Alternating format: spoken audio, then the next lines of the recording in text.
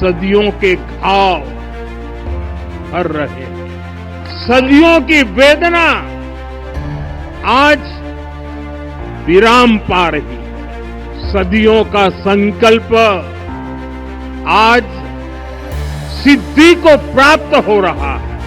आखिरकार वो शुभ घड़ी आ ही गई जिसका पूरे देश को इंतजार था। श्री राम की नगरी अयोध्या एक बार फिर दुल्हन की तरह सज चुकी है, क्योंकि कई वर्षों का तप और संघर्ष अब खत्म हो चुका है। हमारे रामलला का मंदिर निर्माण अब संपूर्ण हो चुका है।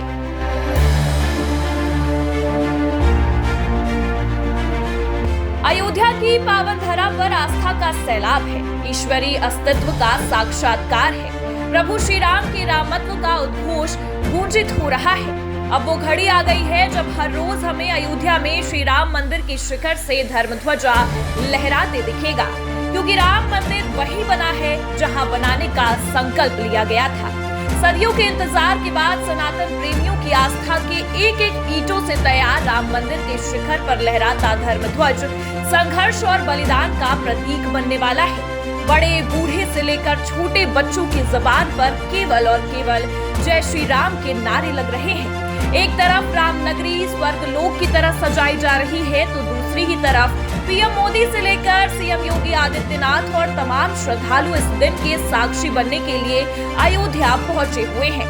पीएम मोदी ने अयोध्या नगरी में आगमन ही अपने भव्य रोड शो के साथ किया। सबसे पहले उन्होंने सप्त मंदिर में दर्शन पूजन किए, फिर इस भव्य और ऐतिहासिक दिन के साक्षी बनने का ऐलान किया।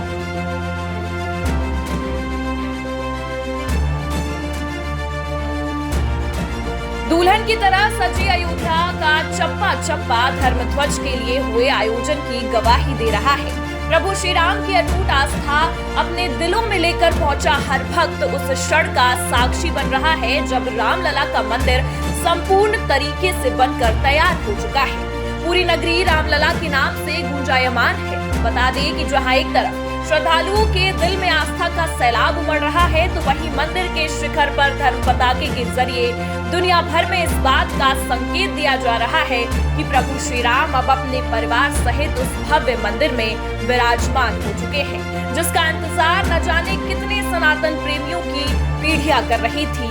चलिए ऐसे में इस बात पर भी गौर कर लेते हैं कि आखिर क्यों इस भव्य आयोजन के लिए 25 नवंबर का दिन ही चुना गया और खास मुहूर्त की क्या वजह है। दरअसल आपको बता दें कि धर्म ध्वजा को 25 नवंबर के दिन राम मंदिर के शिखर पर लहराने के पीछे का खास कारण ये रहा कि अयोध्या के साधु संतों के अनुसार त्रेता युग में भगवान राम और मां जानकी का विवाह मार्गशीर्ष महीने के शुक्ल पक्ष की पंचमी तिथि को हुआ था। इसलिए 25 नवंबर यानी कि आज भी यही पंचमी तिथि है और हर साल विवाह पंचमी के दिन हिंदू पंचांग में सर्वाधिक विवाह की तिथि निर्धारित की जाती है। ऐसे में इस दिन धर्मध्वज का 161 फीट ऊंचे शिखर पर लहराना इस बात की गवाही देगा कि अब रामलला अपने संपूर्ण परिवार और माता जानकी के साथ रामनगरी पहुंच चुके हैं। हालांकि आपको बता दें कि कई ज्योतिषों और पंडितों का ये भी मानना है कि भगवान राम का जन्म अभिजीत मुहूर्त में हुआ था, इसलिए मंदिर की संपूर्ण होने का जय घोष भी इसी मुहूर्त में किया गया। ऐसे में आज का दिन केवल ऐतिहासिक ही नहीं बल्कि उस पल का साक्षी बन गया है कि अब केवल त्रेता युग ही नहीं बल्कि कलयुग में भी भगवान राम अपनी नगरी में आ चुके हैं। त्रेता का उत्सव राघव के जन्म का था और कलयुग का ये समारोह उनके मंदिर निर्माण के पूर्ण होने की घोषणा है। रघुकुल तिलक के मंदिर शिखर पर जब ध्वजा लहराएगी तो ये संसार को संदेश देगी कि अयोध्या में रामराज की पुनर्स्थापना हो चुकी है। ब्यूरो रिपोर्ट, आज की खबर।